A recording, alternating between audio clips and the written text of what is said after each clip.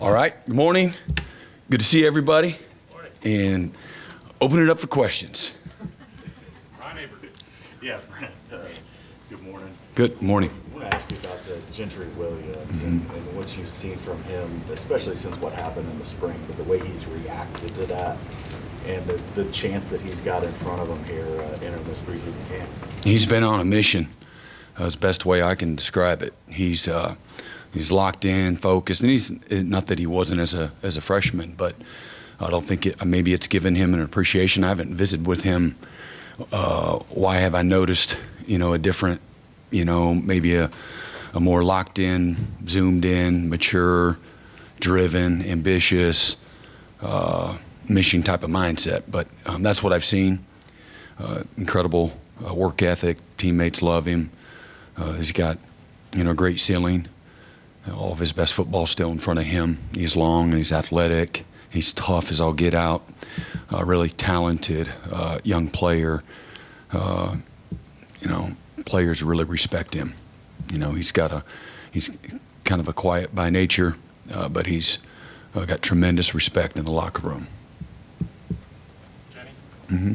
Hey, Brent, bringing in Emmett Jones, looks like he's a heck of a recruiter, but I'm wondering what you've seen out of him as a recruiter, what makes him pretty dynamic in that space, and then what you need from him as it relates to that group, which is a pretty young group heading into the season, just what he'll bring coaching that position. I think he's open and honest. He's very transparent. He does a very good job from a communication standpoint. So doesn't have a hidden agenda and ultra competitive. He's tough, but he's also he believes in kids. He believes in things that maybe they can't believe in themselves. And he's got a way to command a room and knows what he wants on the field and the type of DNA that he's looking for in regards to the type of young men that he wants in our locker room, which again aligns very clearly with the vision that I have. Guys that have a blue collar mindset, great toughness. They have a selflessness about them, and they're about that work, and they're willing to be coached. But he's all hands on, and just a great teammate on the staff. Great family man. He's a doer, and he's about his business, and so. But he's incredibly approachable, and the players, he's very clear and concise at what he wants, and so he's not afraid to go and have tough conversations when he needs to too. But he got tremendous reputation, in our football facility. Yeah, Brent, you know what it's like to be a coordinator here, the scrutiny that goes with it. How do you think Jeff has handled that in his 18 months on the job? I mean, I don't think it's any different anywhere else. It's very successful. I don't know.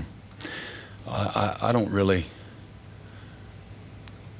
judge that. I don't sit there and like, oh man, that's a hard, you're at a place that has high expectations and has a standard of excellence that goes along with it at both the collegiate level and the professional level. So he's been a stud. When you're confident in what you do, how you do it, what your vision is, and how you're going to get it done, and you have a plan of attack and lots of a track record, so to speak, of success. He's a very confident, both in himself and in his coaching and in his system. So I never asked him, how he's doing, but he's been great, if you ask me. And again, that's all part of that. Handling all of that is all part of helping you grow as well. So he's been wonderful, in that regard, in my opinion. George? Brent, there's obviously been a lot of talk about where you guys can improve on the field, competitive depth, talent, all those things. I'm wondering, when you looked back on the season, was there anything you personally said, I need to be better at this as a coach or even a person? Yeah, my expectations I'll be better in every single area. Even through success, you should continually be improving and getting better. And I've said that lots of times, and So there's no area that I can't get better at. So I'm working on all of them, and my expectation is, the best version of me, year 2. And but there's not any one area. As I stated earlier, I think probably something that's been affirmed. I've always said, from a football standpoint, that the further away from the ball you physically get, the less stress there is in many ways. And that's on the football field for the football players. There's much less margin for error the closer to the ball you get, with your stance, with your pad level, with your footwork, with your eyes, your hands, because everything is on you quick. And what I've learned as a head coach, and I'm kind of giggling about it, just for lots of reasons, but no agenda, but the further away from the ball you get from a personnel standpoint and your staff, the more needs need to be met, or just people are a little more needy. So I look back, I said, well, why is that? Because the people, the coaches and the players are where they at all the time. They're in the locker room, and they're on the field, and they're in the middle of the doing and the competing and the supporting and the responding and all that. But everybody else out here, they got life going on. And I have great appreciation and value for people that are further away from the ball. But you just got to manage, you got to manage all of their needs and, their wants and things like that. So, yeah, it's been good. But you spend a little more time, because I've said this as well, I'm more like a cactus that, heavy sun and little water. And so I expect everybody, through all my years and on defense, everybody's like me, right? You don't need no water and lots of sun, right? And I have been pretty good at motivating people and inspiring people to be more like me, if you will, and to just have that kind of mindset. And but that doesn't always work. And I always knew that at home. You got to change your tune when you go into your house, but you have a whole staff. Again, there's just a lot going on. Life's going on, and for me to be the best leader and head coach that I can be, I need to be mindful of all of that. Justin on the far right.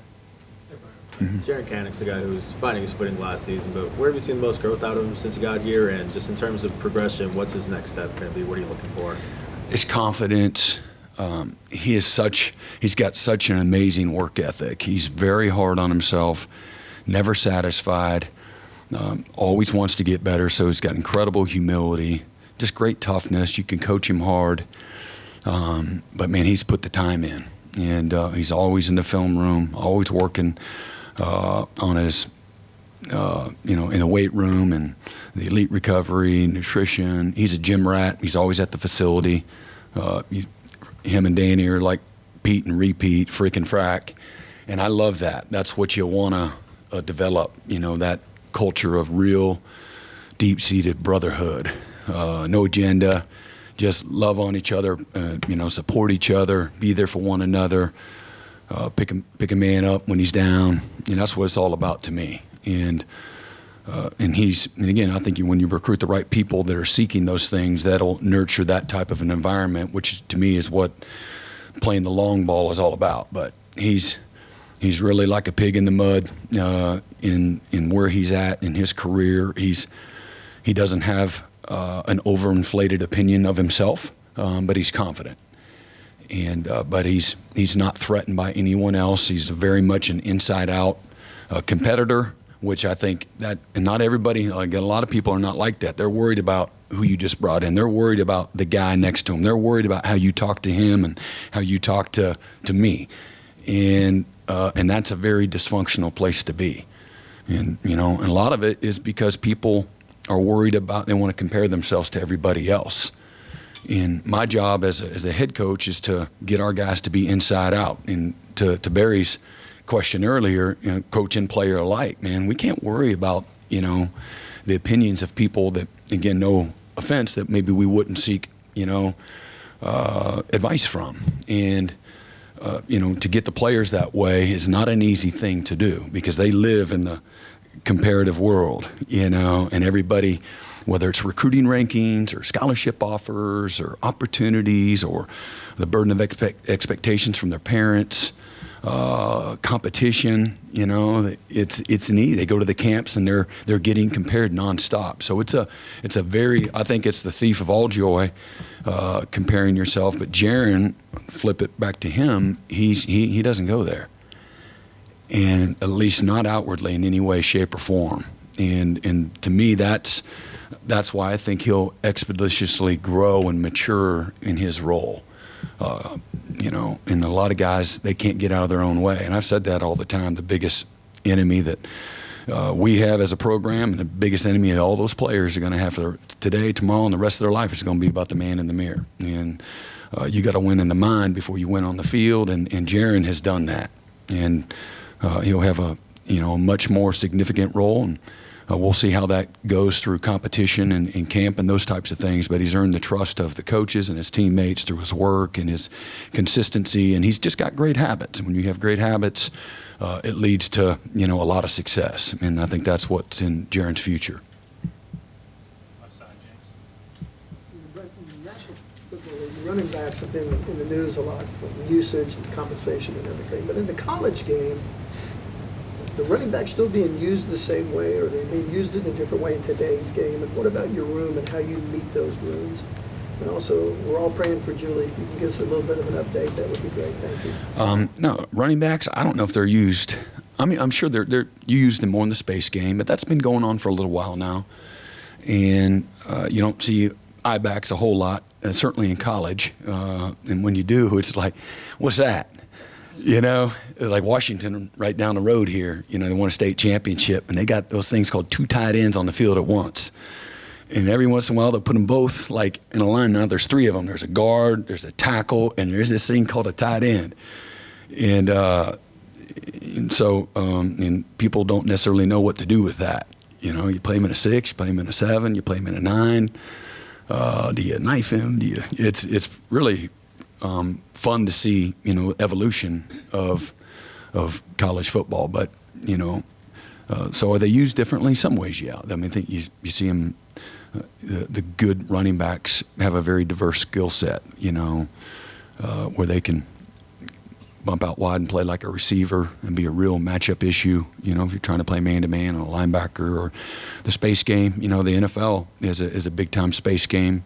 In many ways, the college is a little more run RPO, but the space game's been a big part of college too. But the short passing game has been utilized tremendously in the NFL, and the backs are a big part of that, But I don't know. I don't sit and spend any time comparing, the NFL to college. I'm just thinking it through, though, answering your question. And you got to have, I know this, one thing that's very synonymous, you got to, more the same than not, is you got to have a stable of them.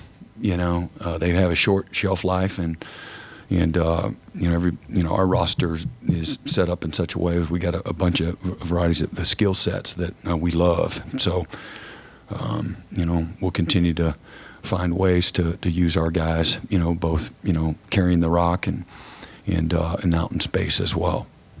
Julie, appreciate you asking. Obviously, we got a diagnosis on June 16th that was knock you off your feet, and one that, it takes me back to talking to my mother in January of 2005 and having a stage 4 conversation, and one of those that, there's no, blueprint on how you handle that, but, our real sanctuary and our, true shelters, our faith and the power of prayer, and with so much support. And I appreciate everybody here that has reached out. It's been, nothing short of amazing. The group of people that have helped in, whether it's the doctors or administration, people I work with, our staff, our players' parents, and certainly so many friends in the Sooner Nation. So it's been great. So she had a surgery on Friday morning, and we're hopeful that we got everything, and we maybe can avoid, further, treatments such as radiation and chemotherapy. We'll find that out in the next several days, but we think it's not in her lymph node, so that's a great thing in that cancer world. So right now it was contained, and so now we're trying to help strengthen her and get her back on her feet. So she's tough, and as I said, she's a honey badger, and she's got a medical background as a former nurse, and so she already knows the answer to the question. So get it right, Doc. And so she's amazing. So. Brent, heard the word competitive depth a lot this morning, and in order to get there, you guys have turned this roster over in a big way in the last 20 or so months. Yeah. What feels different to you about this program, or where do you feel the differences in this program 20 months in with such a fresh group on hold? Well, we actually have some experience in our systems, in the weight room, in our X's and O's, in our culture. So we have, a small foundation of guys. I think 76% of our scholarship players are either in their first or their second year at Oklahoma. So it's still when I say small percentage, relatively speaking, year 3 it'll look different, year 4 it'll look different. And but we do have some experience that can nurture all of those things. They can teach in the locker room, culture, expectations, in the weight room, and certainly in the film room, and then out on the practice field. So that part is, different. And then again, I think we've made ourselves better. As I've expressed to our team after our last game, what my focus is and what I'm committed to bring into this locker room. I want them to have clear vision. I want my team to understand, the expectations, the values, the standards that I'm looking for in the recruiting process, and I need their help too. When I might think one thing when I bring a guy in, and if he's not about the right stuff, which we had that happen with one guy, we got to coach, that ain't it. And we took a hard left-hand turn. And, I value their opinion. They matter to me. And but I really feel like we've gotten better, through both the high school and the transfer portal. The test of time will really tell. But we brought in guys that have experience, that, again, brought leadership qualities that you can develop. Takes time, but they have some natural intrinsic leadership ability, and then again the humility to blend in. Last thing I want is to deal with prima donnas or guys that want something for nothing. I got to promise them to get them here something, and I'm not compromising who we are. And for our players, what I want them to know is competition is going to make everybody better. My job is to bring in somebody every year to beat you out. That's what a championship program, that's the vision of a championship program. Your job is to worry about your opportunity and do the best with it that you can. Have the right mindset, the right attitude, the right effort, the right ability to respond, the toughness. You control all of those things. We're going to give you a lot. We're going to give you, amazing apartments and amazing nutrition and strength and conditioning and elite recovery and brand new suits. But you got to bring effort and attitude and guts and toughness. I can't give that to you, and you got to you make a conscious decision to bring that every single day. That travels. You can put that in the suitcase and travel with that, but you can't. Your stars and your scholarships and your high school accolades, your accolades from another school. You got to start completely over when you come here. And if you're not about that, then this isn't the spot for you. And so we worked hard at trying to protect the things that we're trying to build by being open and honest and transparent in recruiting too. Like what you're getting ready to do will be the hardest thing you've ever done in your life. Are you about that? And if you're not, don't come here. And if you don't embrace the expectations of a place like Oklahoma and the scrutiny that comes along with that, surprise, surprise, it's no different. You're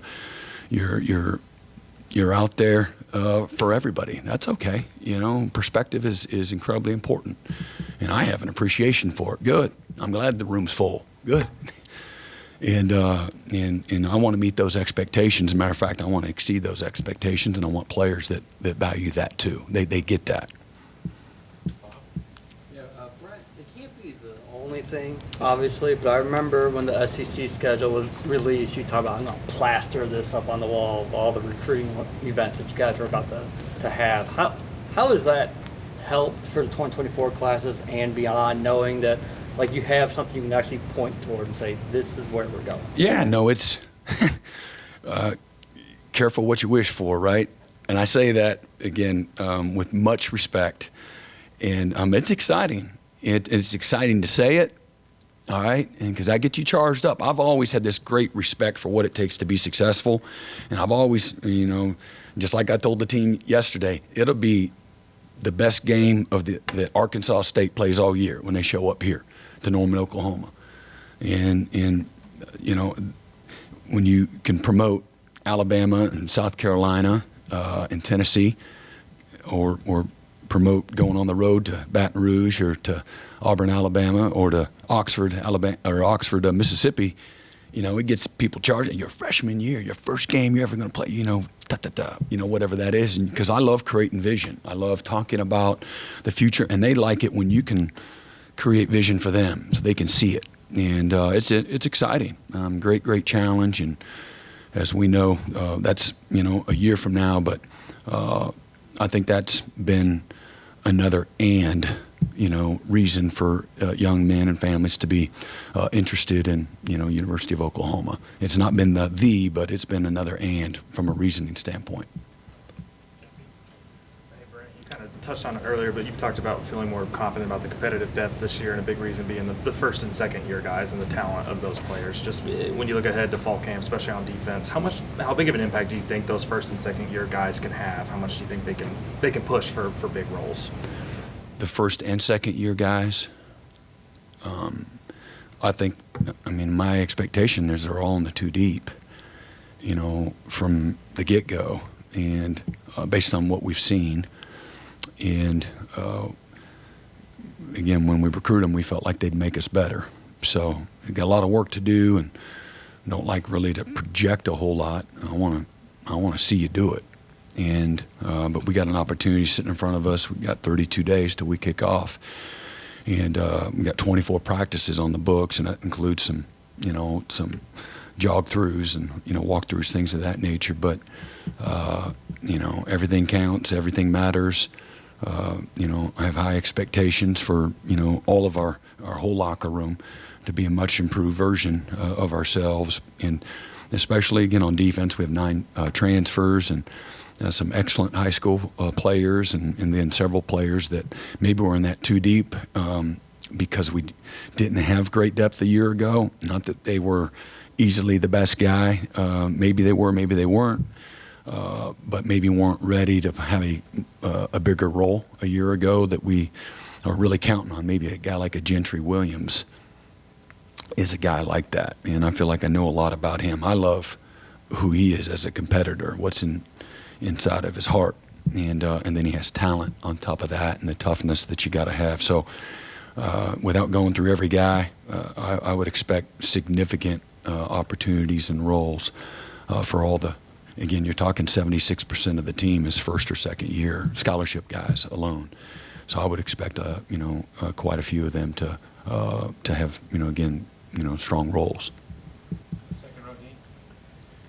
Those prayers up. Thank you. Appreciate it. On a lighter note, from a purely talent standpoint, how does this bunch that you think defensively you're going to put out compare to last year? And how does it compare to your great Oklahoma and Clemson defense? Yeah, this is, I'm going to go somewhere that you wish I didn't, but I don't love comparing those units, for lots of different reasons. It doesn't serve anybody well, but I do think that we're in a better position to play at a better level, at a higher level, at a more consistent level, at a more physical level. And there's lots of reasons. We do have some experience returning, and so I think those guys returning are better. They're more confident, more sure of themselves. They're, better in the weight room. They're better in the X's and the O's. They're better leaders. They're more comfortable. And so I expect all the returning guys to be better. You know, that's the more you play, the longer you've been doing it, usually the better you get. And so there's that expectation. And then, again, I think that we've helped ourselves through recruiting, both in high school and the portal. And, again, the test of time will tell. And but we got a lot of work to do to be good, let alone elite. And so you mentioned the elite defenses of Oklahoma and the elite defenses of Clemson. We got a lot of work to do, a lot.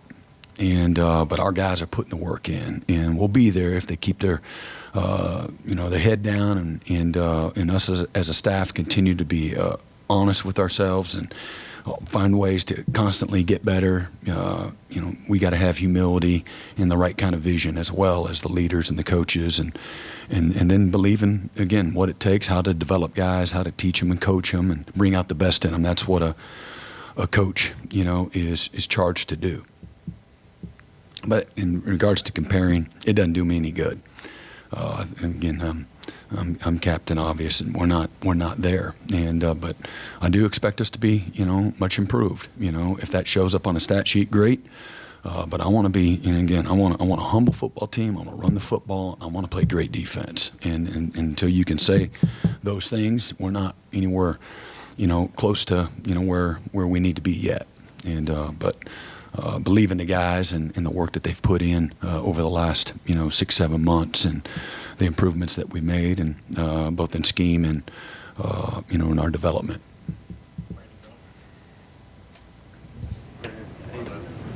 So I talked to Coach Bates earlier, and he was talking about Dejon Terry and just how he lives up here, always studying film, always working out.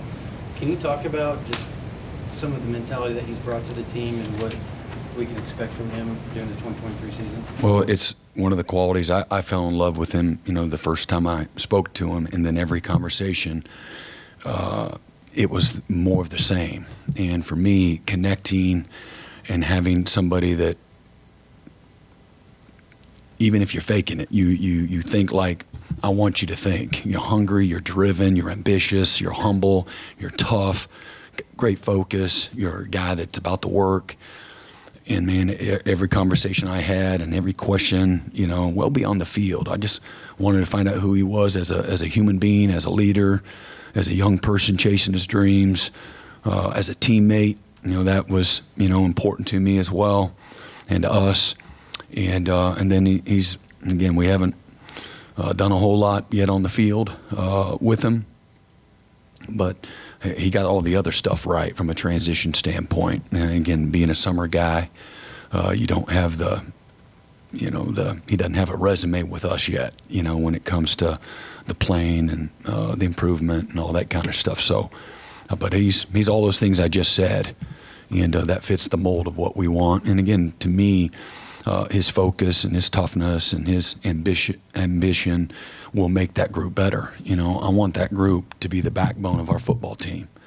And it starts with attitude and love and passion for the game and the toughness that position has to represent. And, and so we had some growing up to do at that position, in my opinion, when we got here. And we're making progress and developing guys, and we're still under construction. And I'll be honest, for as long as I'm the coach at Oklahoma, we'll always be under construction. It ain't ever good enough. And there's always ways to improve and get better. And I want guys that are in love with that process, that you really, when you hold that trophy up, that's a very anticlimactic moment. And the real, measure and life-lasting memories are everything you had to overcome, everything that you had to fight through, the difficulties and the challenges along the way. That's relationships. That's what it's about to me. And to have guys that are running towards that hunger and that inability to, to be satisfied. I mean, that's what I want. No matter what, man, they see you eye to eye. And we're getting more and more guys that have that. And I do believe you can develop that, but I think you have to have some natural and, again, intrinsic values. That's part of your belief system, whether you knew it or not before you came. Way back, John Hoover. Yeah, Brent, Coach Ruth mentioned earlier, one of the things that you guys really have been angled on getting better at is getting off the field on third down, getting off the field on fourth down. Can you describe how you go about doing that? Because you can't practice the pressure and the tension and all You that can. stuff. Yeah, you can. Oh, yeah, you can. And I believe it starts with the coaches. This, if it ain't, game 7 mentality from the coaches, then it ain't going to be for the players. If it ain't the biggest third down, third and fourth down period that you've ever had in your entire life as a coach in that moment, then it's not going to be for the players. And I believe in living and dying in that moment. I believe in that. And I believe in that atmosphere. I believe coaches create that. And again, that's my belief. And that's our job, to create that environment, to create that buy-in, to create that response, to create that sense of urgency and that sense of desperation. That's how you chase excellence, and you can't compromise that. And you create that. We're in a different spot. We're in a better spot than where we were, again, 12 months ago when it comes to the understanding of what we're trying to create on that practice field. That's got to be, everybody's practicing. Everybody's got the same, 20-hour week. 8-hour week in the off season. Everybody's got the same. So how do we make it a competitive advantage? How can we be better? And again, and go right back here. And so I believe you can. I believe you can. You create great pressure. You create a winner-loser environment. You quantify that, and then you recruit to that. And guys don't want to be coached in that moment, and it's just practice, or it's not that big of a deal. Then that's not it either. We got to find the right guys that believe into that, have that type of a mindset, that kind of a hunger and a drive to be the best. And that's how I think you do it on the practice field. And so you create those, like everybody, every level of football is constantly creating situational football. But we got to be better. That's a noticeable thing. But to me, it starts with P and 10. It starts with P and 10, first and 10, win early to win late. I tell the DB in press technique, you got to win early to win late. You lose at the line, it's a wrap. You're going to watch his butt score a touchdown. And, and I believe on defense that you got to win first down and be efficient. You can't live in 2nd and 6 and 2nd and 5 and 2nd and 4. And I tell the players all the time, the play caller is as good as that second down. What's that second down look like? And the same thing on the other side of the ball. And we're constantly looking at 2nd and 10. That's a hard place to live to on offense. We're not making plays down the field or, incomplete, passes in the short passing game or whatever. That matters. You got to get into a rhythm and win early so you can win late. And so that plays into the efficiency as well. Next thing you know, it's 3rd and 1, 4th and 1, and we're not physical like we need to be. We're not where we need to be from a physicality standpoint. You're going to get beat up. And we got beat up way too many times last year. And we got to get a lot better physically. But we got to get better earlier too, man. We got to get better in every spot. There's no area that we don't have to improve. And again, like I said, I'll say that no matter what the rankings are and the stats say, whether they're really good and everybody loves what they read, or it's really bad like it was. Time for just a few more. Third row on the aisle, Cliff. Yeah, Coach. Clock will continue to run after first downs. Your thoughts on that, how that will affect you and also just game flow in general? Yeah, I think the biggest impact will be, obviously, there's going to be fewer plays in a game. The way some of these offenses run, they can't possibly run more plays. So there's going to be less plays. And if you're an offensive guy, you think, well, that's less opportunities to score. If you're in defense, that's less plays you got to defend. And or if you're given, if you're not very good, it magnifies it even more. The average goes up, not down, if you stink. So from a management standpoint, there's, they're not going to see great changes from that standpoint. There's less plays, less opportunity for impact and things like that. Maybe it's good for the players. You watch a one of those XFL games or the NFL and things look like they're moving in slow motion. And there's plenty of teams in the NFL that are working at a tempo pace at times, and a few that are working really fast a lot. But by and large, you see a shortened game in that 60 play range. I don't even know what the XFL, but that is like, next thing you turn it on and you go get a Coke and some popcorn, and next thing you know, it's the last drive of the game. It's kind of fun. It happens quick and fast, and but I don't see a tremendous. We'll see. After going through it for a season, what needs to, or what takes place. But that's how I see it. Left side, Ryan. Brent, health-wise, I know through spring you had a couple position groups that were carrying some injuries. Everybody full go, fired up first day of camp? I don't think so. Let's see here. I didn't highlight injuries. Caden Helms, I think we've said he's going to be, not sure when he'll get back. Hate it for him. He works incredibly hard. He's fighting like heck to get back. And Llewellyn's been, he's been snake bit too since he's been here, but I do think he'll be back. Amika will be a little bit limited. He'll be close. I apologize, I don't have this. J.J. Hester, he won't be available for a little while. And I think Brendan Thompson had his tonsils taken out, so he'll be a few days before he gets back out there. And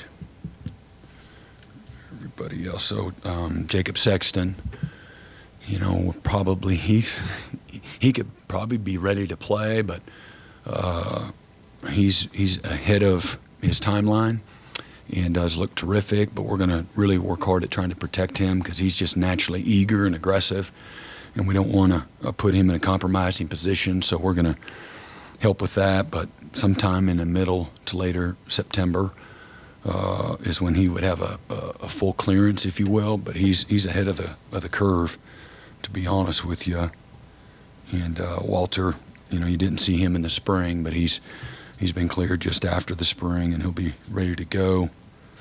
And then defensively, so Jacob Lacey, again, he had some blood clots, and he's in a really good place. There's a lot of what you don't know, but based on, his progress and doctors and tests and things of that nature, I think you'll see him back in one of the sooner target dates, and so that might be in the latter part of September or so. And but he's doing a lot, conditioning and lifting and things, but he's in no contact right now. But he's in great spirits and in a really good place mentally. And we'll see with Phil Paya. He's a guy that's coming off an ACL during the season, and so if he may or may not have some limitations right now, I don't know if he does, but might have some collateral issues just to work through. You're going to see Shane Witter. He's fully released now, and don't see any issues at corner. And Robert Spears is. Again, he's had the shoulder labrum surgery midway through spring, and we expect him to be back full speed. He's doing everything non-contact right now, and has looked great. But I expect him sometime in the early part of September or so. And then McCarty, he's right on target, so we'll ease him right back into things. He's been doing really well. Unless he has some setbacks, we're going to ease him right on into fall camp and see what he can do and try to help still protect him. And my experience on the ACLs, again, this is a linebacker coach that's been doing it for a while, but it usually takes 1 year from the calendar date of the injury to get back to what you were mentally, physically, all those things. And there's always exceptions to that, good and bad. But that's how I see it. Just where you get your confidence and you're not thinking about it anymore. You can react on your instincts and things like that. And and then you go from there. But I would say, and I can't say as much about Eric, but I would say that Jacob is a little further ahead of the curve, if you will, and Eric has been right on target with his rehab. And I think that's everybody. Is that good enough for y'all? Well, I think we got a couple coaches on the staff with the sniffles, but. Third row, Randall Speed. So heading into fall camp, are there any specific position battles that you're looking forward to, and what are you looking to see out of those guys? I mean, I'm anxious to see competition everywhere. It's not, I've said this, so it's not news to anyone, but I'm really excited to see the competition at corner. Woody Washington is the only corner that's started in a college game at the Division I level, and so I'm excited to expeditiously see those battles work out, and then I think we got some great battles at safety and linebacker and up front. Where guys, we'll see where it all ends up, but we might have a whole new lineup up across the board other than Stutzman and that front seven. We'll see. Several spots we know we will, but I'm really excited. I want to see guys respond to that competition. That's what I really want to see, is how they handle the competition, because I love coaching in those moments and I love straining in those moments, and that's how this team's going to get better. And you just don't luck up and get better. You don't luck up and get a play in Arlington. You don't luck up and become a top 20 defense. There's a lot of intentionality, a lot of toughness, a lot of sweat equity, and so I'm really looking forward to that on defense. But I believe we've got more capable players of playing, and that's what I want to see, is guys that earn trust. And like, whether you go out first or second, I want it to be a big deal. Running out first should be a big deal. That's what it's all about to me. And then making the most of your opportunity. Whatever it is role you have, value that role and make the most of it and create more opportunity for yourself. So, it's a long season. And so I'm looking for guys that are in it for the long haul. On offense, receiver I'm very anxious to see where we're at receiver in particular. I think we got a bunch of newcomers back with the guys that are returning, and some guys that were banged up maybe a year ago, guys that have an opportunity to make us better. So that's going to be exciting to watch. And I love where the bodies and the people and the ability that we have up front, on the offensive line. There's some inexperience from a starting standpoint at some overall what we lost, but we really like the competitive depth that we have and the ability that we have with that group of guys. So the guys that we brought in that made us better, again, whether it's Caden Green or Josh Bates or guys that are returning, you see a different version of McCade than you saw a year ago from a leadership standpoint. He's a new guy a year ago. He couldn't lead. He's trying to find his way, in his own way. And he was a role guy for us, an important role player for us a year ago. Or a young guy like a Nate Anderson that, man, he has all the ability in the world. His numbers are off the charts. And now he's working on his confidence and, and giving him opportunity to improve and get better by putting him in there and trusting him. Or we added a guy, in Walter and Troy Everett, Troy's just been the model of consistency, incredibly strong and tough and confident, but great teammate. And somebody's got Dad calling. You want me to answer it? Oh my God. Dad, is that your dad? No, it's not my phone. Should I answer it? No. Should I slide it over? Sorry, Dad, we're going to red button you. But young players, going to give me Savion Bird, Parks, some young guys. Savion's got all the ability in the world, and just to get him to play at a real consistent level, I really expect him. You all saw a little glance of him. He blocks through the whistle, and I love that, man. He loves it. and I want guys that love it. And Caleb Schaefer's another guy that's came in. He played some tackle, is probably more of an inside guy, but I see a great competition there. And Heath Ozida has been, again, it's early. We haven't kicked off practice yet, but man, we got a good one right there. His measurables are outstanding. His testing is outstanding. His mindset, man, he's just a very even keeled and very much like Caden Green, except Heath just got here. Bates is he's a wild animal, man. You got to tell him to calm down, brother. These are your teammates, and he's in the middle of all of it, And I love that too. I'd rather pull him back than have to tell him to sick him. So he's got the right mindset for it as well. And then I'm really excited about guys like a Tyler Guyton that I think hasn't been a starter per se. I think he started 3 games, but he's just learning how to play offensive line, and I think he's got a chance to have an outstanding season. And we got to be better at tight end from our depth standpoint. A year ago we had 2 guys.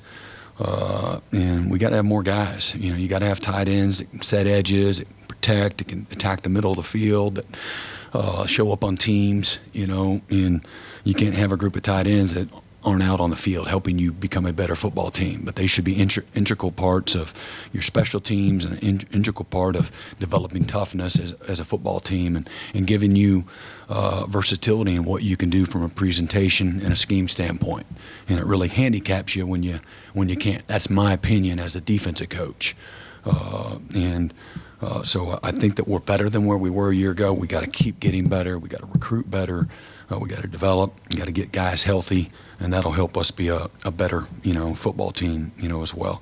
A lot of running backs, great group of running backs, and we've all seen a lot of things to be excited about. I go down that list with you. Y'all have been probably talking about them, but whether it was Caleb Hicks, Dalen Smothers, who was freshman at mid-year, and Chapman McCown, they all did some great things, or again Barnes and Sawchuck and Major. That's a good group right there that have a little bit of experience, and I just love the growth process, the maturation, the leadership development, all part of developing your team. And we got a lot of guys, a lot of buy-in.